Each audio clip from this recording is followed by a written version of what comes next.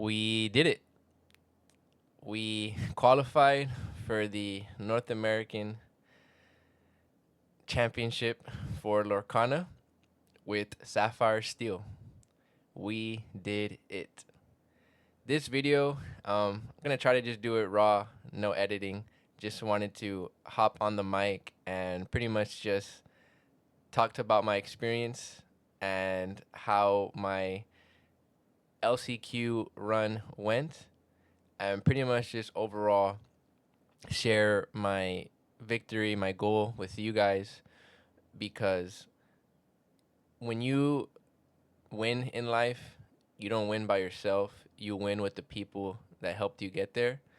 And from the bottom of my heart, I just want to thank everyone who supported me all year long, who supported me for my LCQ trip, all my friends, the YouTube community, the Discord community, the Twitter community.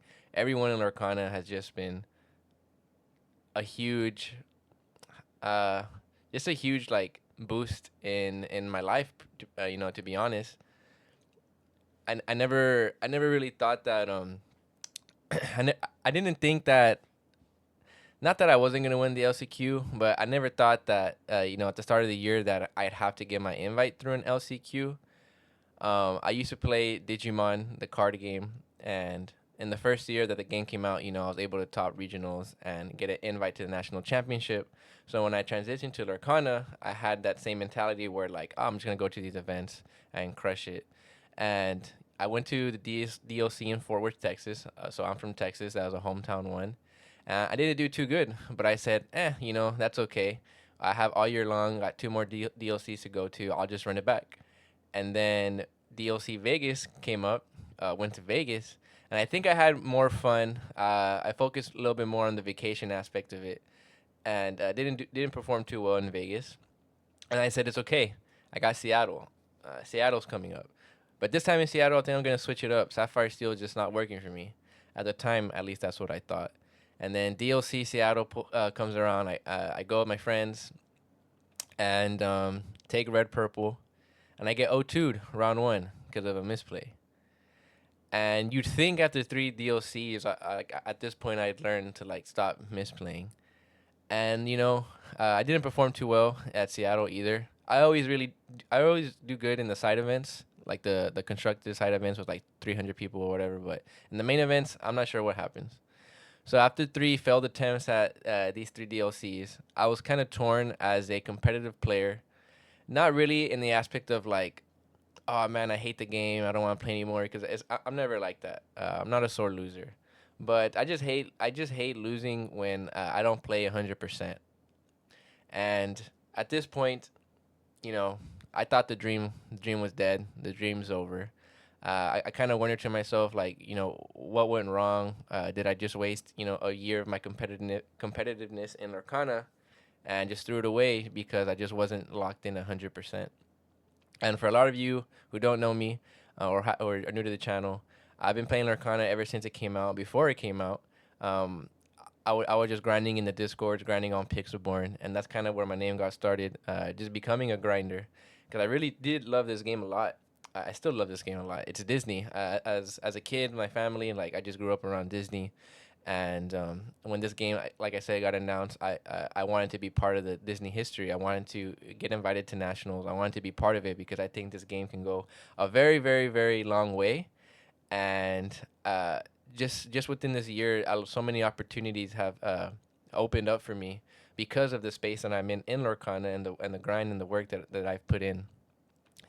But yeah, I thought the dream was over, and then Ravensburg announces the LCQs, the last chance qualifiers.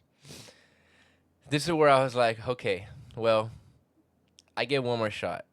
And in these situations in life, if you get one more shot at whatever you want to do, right? It doesn't have to be card games. It can be whatever you want to apply it to. I got one more shot, and I'm not gonna miss this shot, or at least I can't afford to.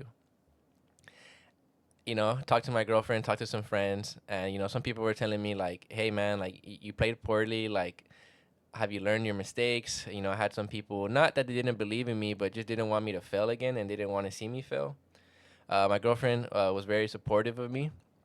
She told me, if you want to go, do it. I just don't want to see you. I just don't like seeing you when you're down, right? No one wants to see anyone when they're down. And I was talking to to some other like Lorcana friends, and like, they were pretty much just telling me like, "Are you sure you want to risk going to the LCQ? Spending this money to go to Disneyland. Pay for a flight, pay for a place to stay. You spend all this money. Can you do that and then potentially lose? And can you live with that? And can you enjoy your weekend?" And that was something that I thought about, right? I was like, wow, that's a good point. Like, if I lose, like, I don't want to be a bad trip. I don't want to be a bad vibe.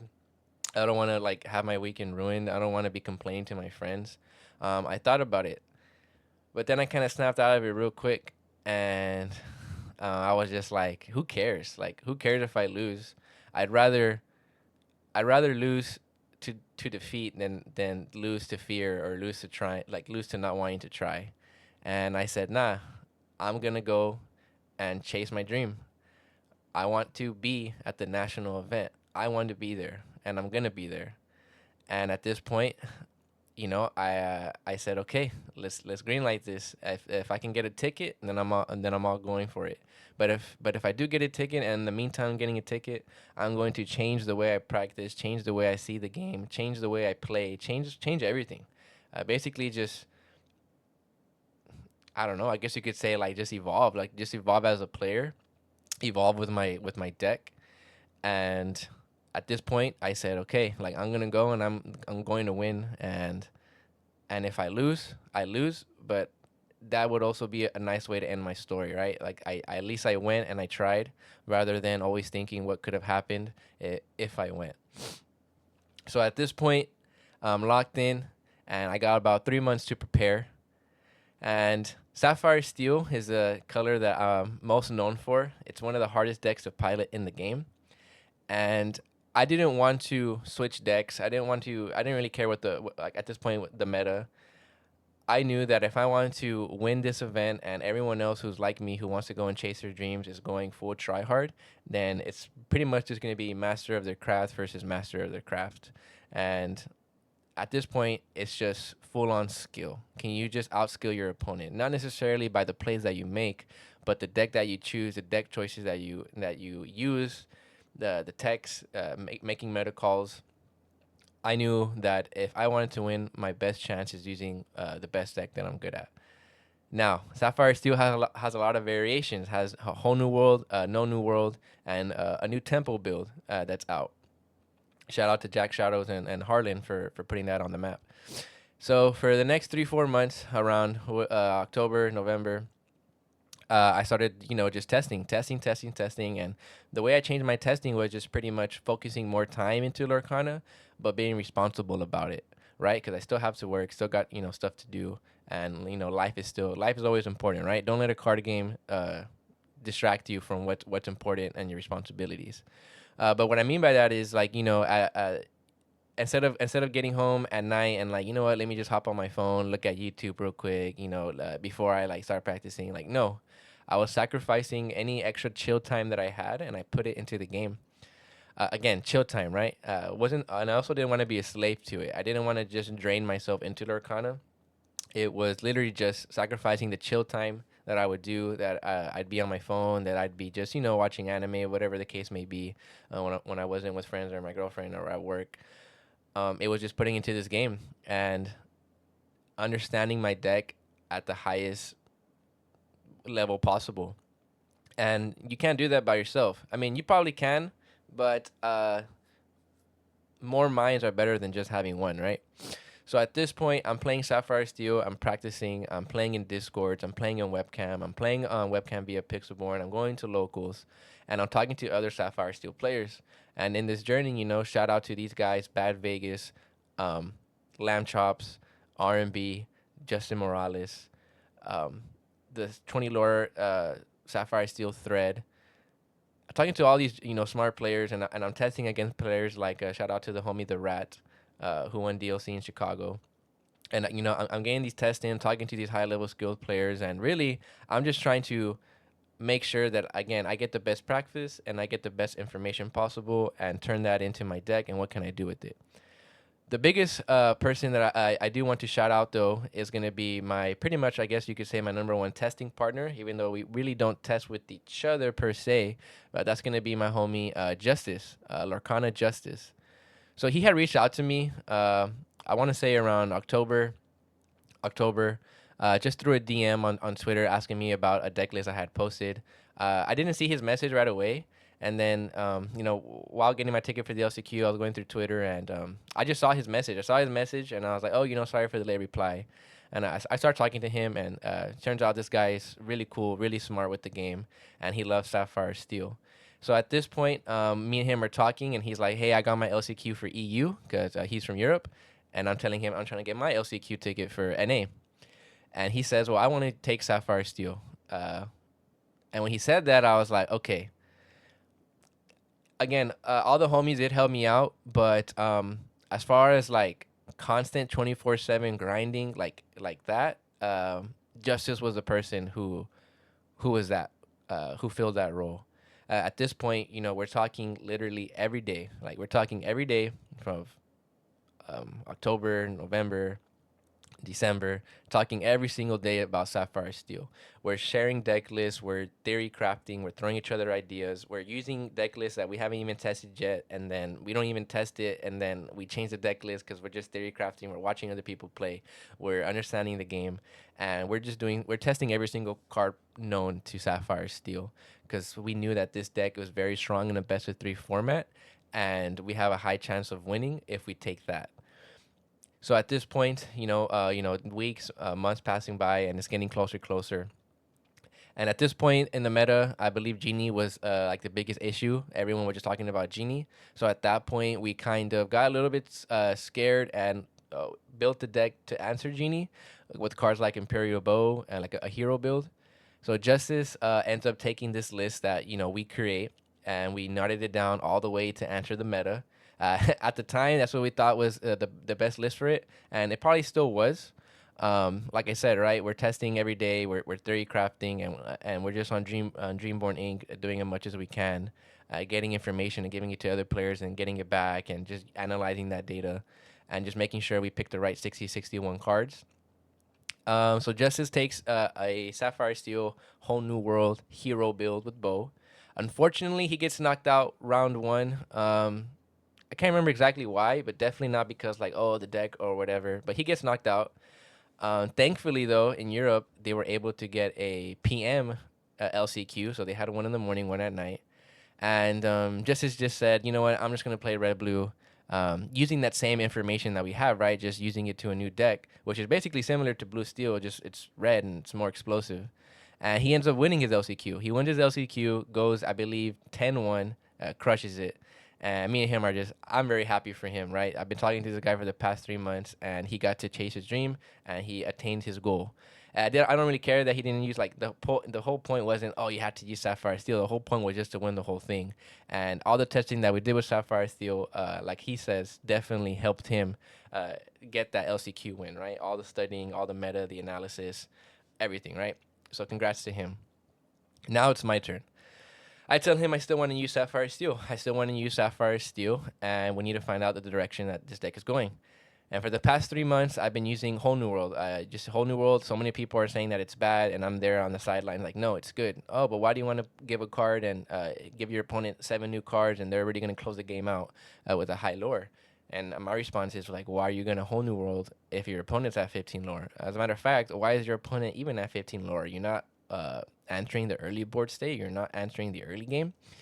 And that was my thought process. I thought Whole New World was, Whole New World still is a good card, but my thought process was if I'm able to slow down my opponent and keep the lore, underneath 10, 8, around that mark, then I shouldn't be able to get punished using Whole New World, because at this point, with a card in the deck like Fishbone Quill where you can ramp and abuse the amount of ink that you have and overwhelm your opponent.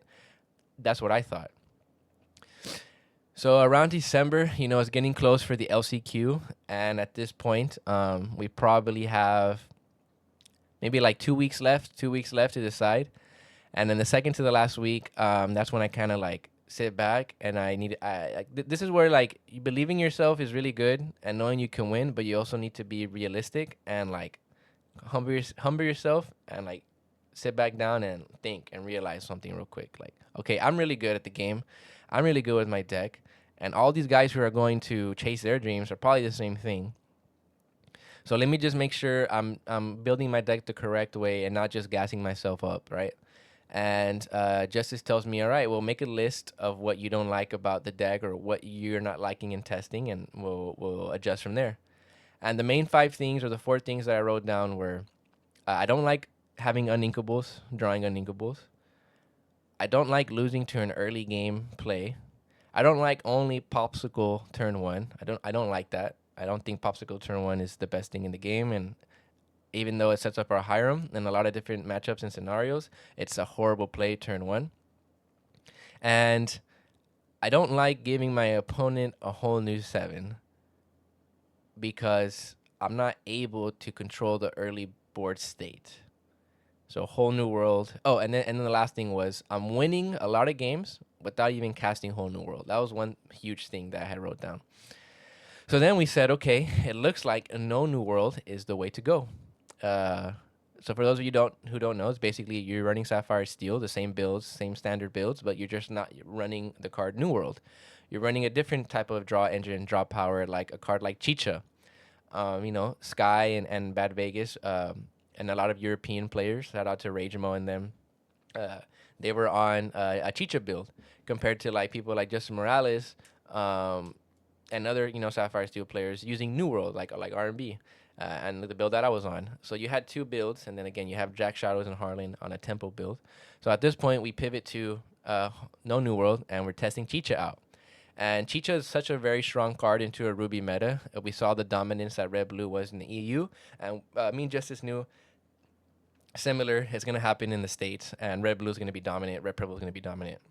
So we knew Chicha is a good card. Like Chicha is basically it's another Hiram, and your opponent only has 4 brawls in the deck. People are starting to drop Medusa, so Chicha just a very strong card, able to draw a card every time you double ink. I've had experience with no New World. I have a lot of experience with both decks, so I was very comfortable piloting either or.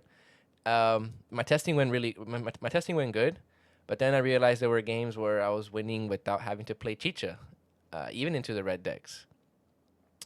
And then Justice kind of agreed with me. We were like, Chicha, Chicha is not that, it's good, not that good, but, we don't really have any other choice. So now we're getting close to LCQ.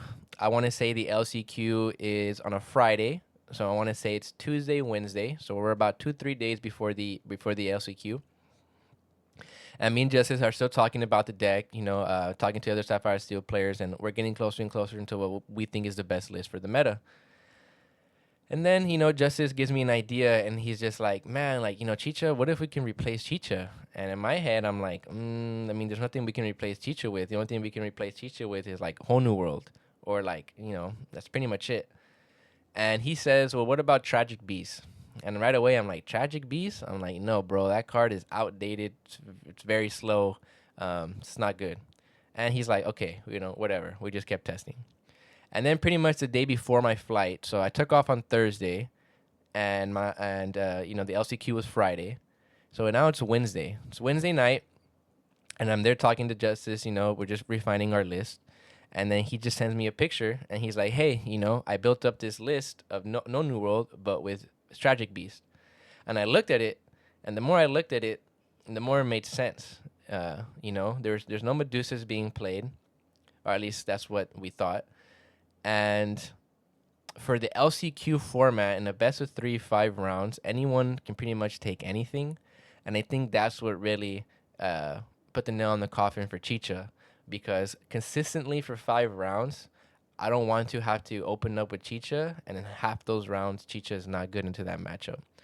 Where a card like Tragic Beast, you can ink it, you know, and it's still a solid 5 drop. I was like, you know what? This kind of makes sense because I removed Chicha, and now I'm able to replace Chicha with a card like Calhoun for that uninkable slot. And I'm able to take out a card like Cogsworth, where I still think is not that strong anymore. Well, the Cogsworth is a very strong card, just in our deck in particular. It didn't do what we needed to do, so the slots filled up. We replaced Chicha with Calhoun, which Calhoun answered my first issue about entering the early game board state, and then we added Tragic Beast, for a little bit more consistent draw power. And then we threw in cards like Hook to combat with Calhoun and Smee. And then you have your draw engine with Hiram, Beast, and Visions. And if your opponents want to answer Beast, now you have Hiram. And at this point, it's pretty much already Thursday because Justice was on EU time. And I told him, all right, bro, today's my flight. And he's like, run this list. This is the list of the information we talked about last night, which is a list right here that I used. And it was spicy, right? Everyone was either on Chicha or No New World, and we decided to go a whole new direction and kind of use all 3 Sapphire Steel builds that there are and combined it, right? We used the whole New World type of package where it's already, the cards that you use. We added No New World type of play style, and then we wanted to play in a flow like the Temple build. We added all 3 builds together in a sense and made it into one build. And it was just something that you can do every turn. You can have a turn 1 body, a turn 2 body potentially. You have a very nice curve. You can still utilize Fishbone Quill. And then the last card to put the icing on top was adding 3 locations. We added 3 McDuck McManor. We figured in an LCQ, punishing your opponent with the location. A lot of people weren't respecting locations because a lot of decks have taken them out. We figured that this was a very strong card to add into the deck. And that was pretty much like, okay, now this looks very, very spicy. And this looks like all the past 3-4 months, all the information that we've gathered, we threw it on the board. We added everything, every Sapphire Steel player's ever said, all the testing, we added into one list and threw it. And we decided to make our meta call and add in those locations. So this list, technically speaking, I have 0 testing with it. This specific list. It's Thursday, it's the morning for me. It's nighttime for Justice. Justice says, hey, I'm going to take it to locals. Let me go to locals. Let me see what's up. Cool. While I'm there, waiting for my flights, and my flights are getting delayed. My flights are getting canceled. I had to switch flights. It was a crazy mess. Long story short, I had to buy. It was 4 different cancellations on my trip. I finally got a plane ticket, and I got to Cali. But during nighttime in Cali, during the day when I'm getting there, Justice messages me, and he's like, "Just got back from locals. I went 4-0. We got to run it." And I said, "You went 4-0 against what?" He's like, "Red, purple, red, blue, green, purple, and something else." And I was like, "Okay." I trusted him, and then when I got to my hotel, I got there like around 11 at night, midnight. And, I didn't want to keep my testing partners up at this point. And I said, okay, I just need to test 2-3 games with the deck. Let me get a feel for it, and let's run it. And I was able to 2-0 my testing partner in red blue, 2-0 my testing partner against red purple. And I said, okay, I'm running this deck. I fell asleep like around 3 a.m. Woke up like around 5 a.m., 6 a.m., got ready, headed to the Disneyland hotel. And I was gassed up. Me and my homies are gassed up, and we said, let's run it. And, not to get into too much detail, but yeah, the hotel was beautiful. Everything was awesome. Seeing all the people, the venue was huge. The venue was crazy. Seeing all the Pixelborn homies, Discord homies, people from the YouTube community. It was just an awesome experience. So finally, we're waiting for the LCQs to start. And I finally get into my pod and realize, one of my teammates is in the pod. And we're like, okay, well, as long as we see each other in the last round, that makes like a bittersweet ending. I had to face my teammate round one.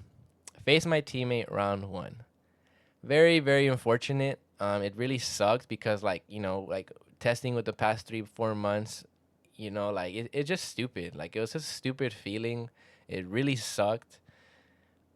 That's pretty much all I can say about that. Like, it was a stupid feeling. Yeah, I don't know. I really hated. Like, that was probably the worst part of my whole trip. But you're there to win. You're there to win, and I got to do what I got to do to win it. So unfortunately, I'm able to beat my friend 2-1. He was on Blurple. He had a very close game. Shout out to you, CJ. You did an awesome job. This guy using Blurple, he bounced back a rabbit and a goat, played a Madam Mim dragon, then he played Elsa, stunned my stuff, gained like 13 lore in 2 turns. Very crazy. And then game three, being on the play, just very strong. So yeah, so I had to knock out my teammate round one, and that was already kind of like it was. I was happy that I didn't get eliminated round one, but then I was very upset that it had to be my friend. Yeah, so that sucked. Play red purple round two. I win the dice roll, open up very broken, and then I run out of gas. I just have very bad top decks, and I end up losing game one.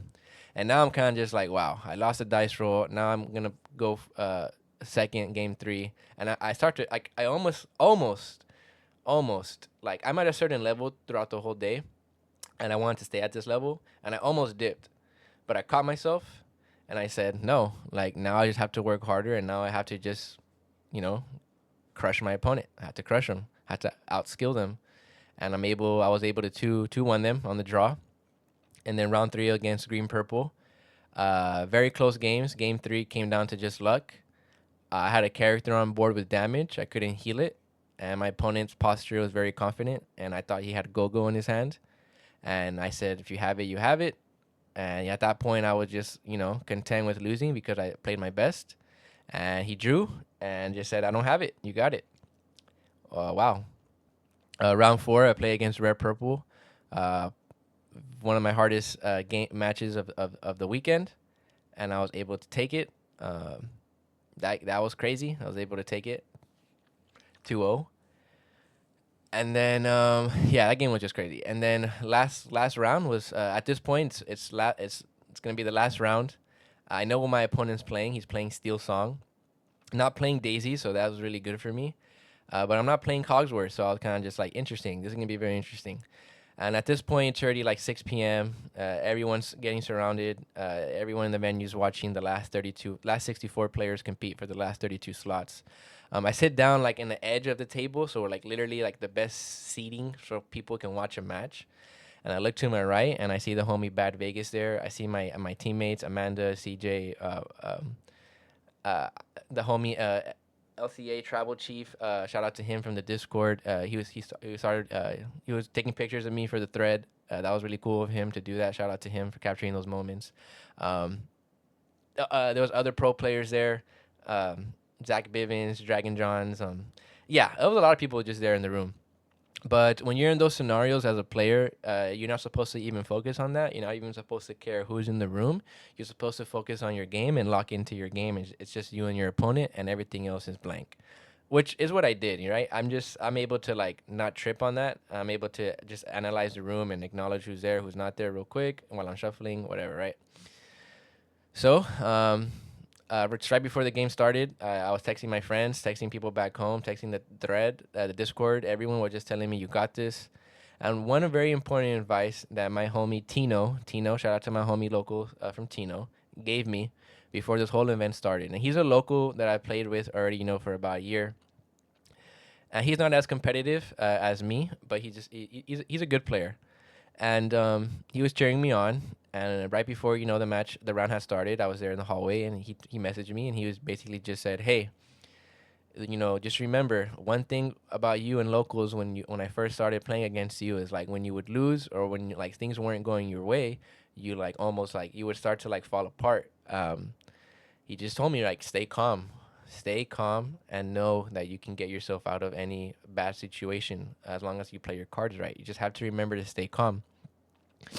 So game starts. My opponent rolls a dice and he gets a 9, and he hands me the dice, and I was like, okay, 9, you're gonna make it hard for me. I give him the dice back. I bust out my mat. Shout out to the Stronghold Games for sponsoring me for the event. I had my Labyrinth hoodie on, and I had my Stronghold shirt underneath. Again, because they sponsored me, and I had accessories from them, so I got their dice. And I said, okay, I haven't called for you guys I haven't called for your energy all day. I know y'all got me. I just spent the dice, and it went in slow motion, and I got 11. I got an 11, and I was like, okay, not losing this. So game one starts. Very very standard strong blue steel opening. Basically, opponent scoops like turn 6, pretty much. Game 2 is very, very, very intense. I'm being on the draw, but my opponent not having daisies, it was a real benefit. And I was doing really good. I got a Tinkerbell out, and I got to a point where like I had P and Tinkerbell, and I made a small mistake. My opponent had like 2 cards in hand, and for some reason, I traded a P into something when I shouldn't have, and he was able to hit my P and then Rapunzel, and he found a song that he was looking for and used the song to kill my Tinkerbell.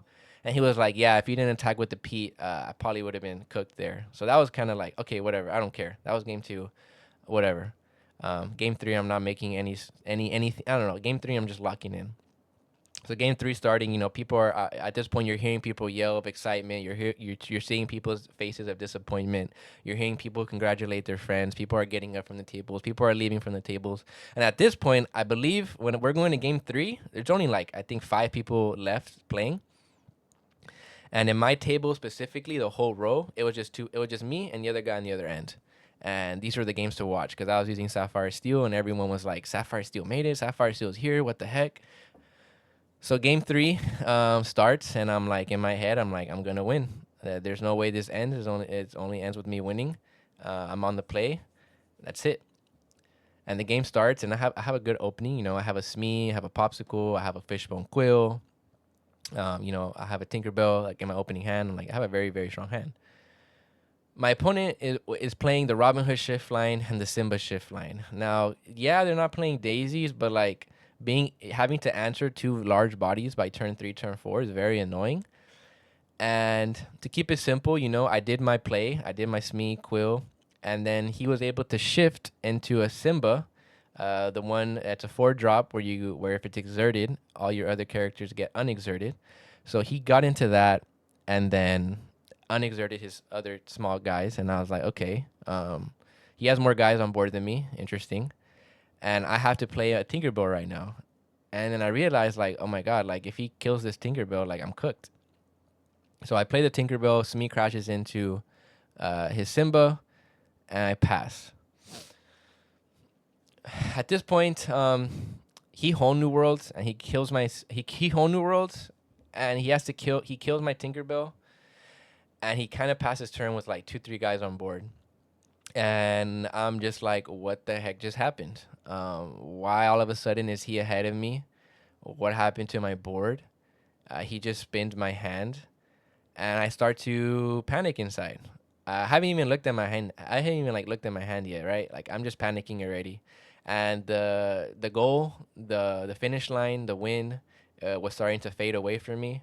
Everything started getting blurry. I started hearing more people on the side, like, saying like, oh, he's gonna lose, and like, I just started like, I just lost myself. I lost myself for like a few seconds, and then my homie Marcos, my best friend, my number 1 testing partner, yeah, he wasn't there at the start of my game. He was out there exploring Disney downtown. So when the game started, like, and I looked, and I noticed he wasn't there. I was like, oh, he's out there shopping and stuff. So at this point, when I'm about to like lose myself, and I'm just panicking in my head for like a split second, all I hear is, "Nah, he got this," and I knew that was his voice. And then when he said that, I remember what my friend who had messaged me the round before the game before it started, my friend Tino, and said to keep calm. And that's when like I remembered, like, if I'm gonna lose, I'm gonna lose, but I'm not gonna lose just like that. Like, I'm gonna play the best of my game, and I'm gonna claw my way out of this hole that I'm in, and I am going to like I'm gonna turn this into a win. Like, I don't know how I'm gonna do it, but I am gonna do it. And I look at my hand, and with the ink that I was at, my opponent whole new worlded me and gave me Calhoun Pete, and I said, okay, I have a chance. So I play Calhoun Pete ink. At this point I'm already at like at 8 ink with the quill. Calhoun Pete, and I pass, and my opponent's like, okay. He quests. He puts more bodies out. He has like 6 bodies on board. No Pete, passes. And he has like a Robin Hood shift. He has like 2 Cinderellas. He has a Lilo. He has an Ariel. He has an Ursula. This guy has a lot of stuff on board. And I didn't care though because at this point I have three bodies now, and I had shut him down for a turn, and then he didn't beat me. So I'm looking at my hand, I'm looking at the amount of ink that I have, and at this point, like everything just starts like clearing up for me, and like I see the path of victory. Uh, I know I just need to lay the bricks down to get there, and I have them. I just need to make sure I do it right. And I tank for about 5 6 minutes, and I make my move. I play a Simba 7 drop. I'm able to destroy a Lilo that he had standing. I had to fire the cannons. I fired the cannons his Robin Hood that he had played, and the Calhoun, Calhoun and Calhoun and something. I believe the other Calhoun took out that Robin Hood, or like the Smee took it out, and then the Calhoun killed like his singer, and then I played I played like two more bodies. I think I played like a Smee and some. I think I played like Simba and like Smee and something. I can't quite remember, but I entered his board, and now I had a Simba out. And Simba against Amber Steel, the 7 drop is very hard to remove. Really, only not even a Zeus will kill it because it has a 7 defense stat line. So I say go your move, right? And he starts tanking. He starts tanking for a bit. I didn't beat him, so he has access to playing action songs, and he's tanking for about 6 minutes. And I believe he was just tanking on whether or not to quest and like maybe answer my board. The thing though, if he quests right, my Simba can attack one of his guys and deal 2 damage or something. So he decides, I guess, at this point to go for a safe play, and he does not exert any of his characters, and instead he just plays a Pete. He plays a Pete and a small guy, and he only has one singer on board. He only has one aerial. He plays an aerial. He does not find a song, and then he plays Pete. So he plays Pete aerial and passes and does not exert. So at this point, everyone who's watching is like, "Oh, like he played Pete. Like it's over for Sapphire Steel. Like there's no way to answer it." And I drew my card and I looked at my opponent and I said, I said, "Nice Pete. Play Hades." I had this Hades card in my hand for a while when he had Whole New World in me. And Hades, if you guys, for those of you who don't know set 1 Hades, when you play him, you're just able to banish something to the Inkwell. So it counteracts Pete. Hades is a card that I loved in this deck because in No New World, compared to Let It Go, you cannot counter Hades with Pete. Hades says, "No, Pete, I can target whatever I want and banish it." So I played the Hades. I sent his aerial to the Inkwell. I turned everything sideways, and I said, "Make your move." And my opponent tanked for about 5 minutes, and eventually just scooped it up. And as soon as he scooped it up, I made sure to look at my opponent, gave him my hand, gave a handshake, and I said, "Good games."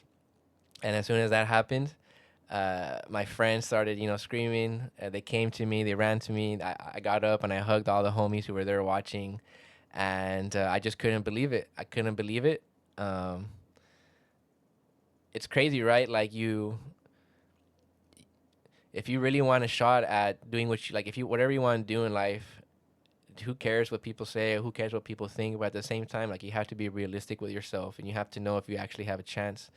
And I took this chance on myself because I put in the practice, because I put in the work, because I put in the hours of testing, the hours of sacrificing, hanging out with friends, hanging out with my girlfriend, hanging out with family, spent that time in the cave testing. That's what it all amounted to it. And the best part of it was like getting up and sharing that victory with friends, and then having people like the homies back at Team Labyrinth, very happy for me. People from Discord very happy for me. People back home, my family, people at work very happy for me. It was just a beautiful feeling, and it's a feeling I'm never gonna forget. And like I told myself, I'm gonna be part of the Disney history, and I'm gonna get invited to nationals. And still, after 3 losses, as hard headed as I am, I said no. Like I'm gonna go. Like I'm gonna go. I'm gonna win this. I have to do this because I know that I can. And shout out to all the opponents who I played that day. You all played very well. Uh, but that's what it is, right? When you go to these competitive tournaments, that's what it is. There's only going to be one winner. And I'm glad I was able to win the whole thing. And I'm thankful for everyone who helped me get there because I definitely didn't do it alone. And yeah, we did it with Sapphire Steel. No New World. Very happy to do it with that. I can say I got my national invite with Sapphire Steel. It's good to be a part of the. It's good how the community sees me. A lot of other pro players, they acknowledge, that deck is very hard to pilot. So to get my invite with that deck was the best feeling ever. It wasn't just red, purple, red, blue, and nothing to take away from those decks. But it was Sapphire Steel, and it wasn't New World either, right? Um, it was just awesome. Went with my friends. We went to go eat a steak, and we tested for a little bit. And I said, I changed the list up for a little bit, and said I'm ready for day two. And just to sum it up, the main event, it was awesome going to Cinderella's ballroom. The prizes that we got were invited to the ball, and the awesome Baymax sleeves along with the Cinderella pin and stuff. Uh, there was food for us. There was catering. It was awesome seeing the Sapphire Steel homies, the pro players. It was just an awesome feeling being in that room and being like, all right, like now you guys are in trouble. I was like, I was like, now some of you guys just got another Sapphire Steel uh, uh, Disney villain up in here, and that was just an awesome feeling being with Team Labyrinth. Again, shout out to Team Labyrinth, being with those boys. Luke, R&B, Sailor. Congrats to Sailor on his world championship qualification. Saying what's up to No I'm Not, Lorcana bro, and then again seeing the Sapphire Steel homie Sky, Troll House, Bad Vegas, Lambs, meeting new people. Shout out to Ed. Shout out to DeCandio. Shout out to Zach Bivens. I got to meet all these guys, and my main event, I didn't do too good. I did lose to the guy who got top 16, Pandemonium Heart, and I lost to Ed. Made a couple misplays throughout the day. My score ended up being 133. I definitely think I could have taken it all the way there. There were definitely some lines of play that I could have done different, and then there were some misplays for sure. But that's what you learn. I think being in that room and playing against these players, I was able to see where I'm at as a player, and I'm pretty much I can say I believe that I'm at the same level as them when it comes to playing the game, deck building, theory crafting, meta calling. So it's very comfortable. I was very happy to see that okay, like I'm where I'm supposed to be.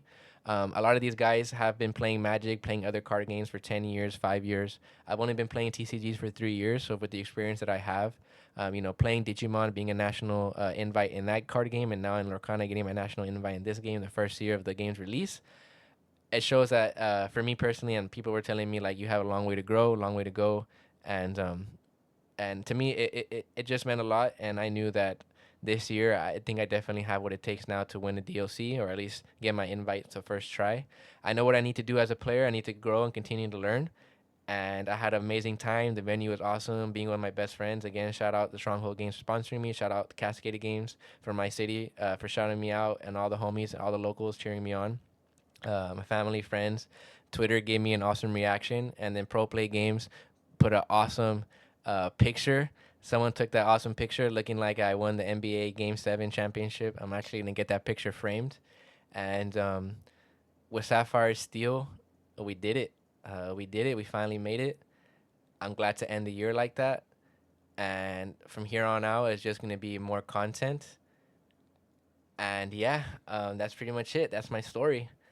I didn't realize it was going to take that long. I thought it was going to be like a 15, 20-minute thing. But, for those of you who watch the whole thing, just know that chase your dreams. Don't give up. Believe in yourself. Believe in your friends. Remember that you don't win by yourself. You win with the people who got you there. That's the number one most important thing. Be humble and learn from your mistakes. Um, I learned a lot. I learned a lot about myself as a person, as a player this past weekend, and now that I'm back to the real world, going to work and stuff like that, it's nice to take a little breather from Lorcana. I have a lot of content coming out, but now I'm just fiending. I'm fiending for the next DLC because uh, I'm gonna change up the way I play, and I definitely do think I have what it takes to become a DLC champ for 2025. And that's it. That's my story. I appreciate anyone who tuned in. Thanks for everyone for supporting me, and chase your dreams, guys.